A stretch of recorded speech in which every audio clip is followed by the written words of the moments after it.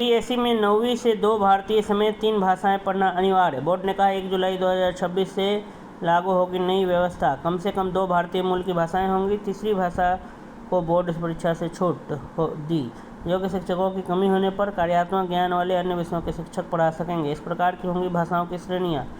R1 पहली भाषा यह वह मुख्य भाषा होती है जिसे स्कूल चुनता है। यह भाषा सीबीएसई की सूची में शामिल होती है, जैसे हिंदी या कोई क्षेत्रीय भाषा। आमतौर पर छात्रों की पढ़ाई की शुरुआत इसी भाषा में होती है। R2 दूसरी भाषा, यह R1 से अलग होती है। यह भी एक मानक भाषा होती है जिसे स्कूल पढ़ाता है, जैसे अंग्रेजी या कोई दूसरी भारतीय भाषा। R3 तीसरी भाषा, यह R1 और R2 दोनों से अलग होती है। इसमें छात्र अपनी क्षेत्रीय भाषा या मातृभाषा का चुनाव कर सकते हैं। इन 3 भाषाओं में से कम 2 भाषाएं भारतीय मूल की होनी चाहिए। सीबीएसई ने राष्ट्रीय शिक्षा नीति NEP 2020 और राष्ट्रीय पाठ्यचर्या रूपरेखा NCF 2023 के तहत 9वीं और 10वीं कक्षा की भाषा अध्ययन व्यवस्था में बड़ा बदलाव किया है। 2026 से 9वीं में 3 भाषाओं R1, R2, R3 का अध्ययन अनिवार्य होगा, जिनमें कम से कम 2 भाषाएं भारतीय मूल की होनी चाहिए। सीबीएसई ने स्पष्ट किया कि यदि कोई विद्यार्थी विदेशी भाषा पढ़ना चाहता है तो उसे तीसरी भाषा के रूप में तभी चुना जा सकेगा जब बाकी 2 भाषाएं भारतीय हैं, अन्यथा विदेशी भाषा को अतिरिक्त चौथी भाषा के रूप में पढ़ना होगा।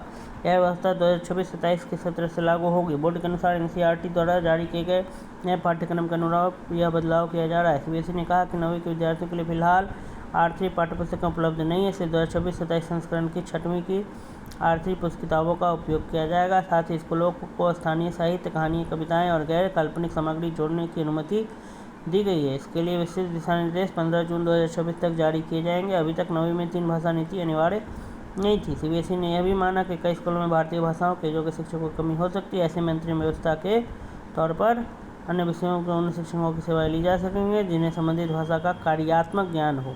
सहयोदय क्लस्टर के माध्यम से inter school resource sharing, virtual class और सेवानिवृत्त भाषा शिक्षकों की मदद लेने का भी विकल्प दिया गया है।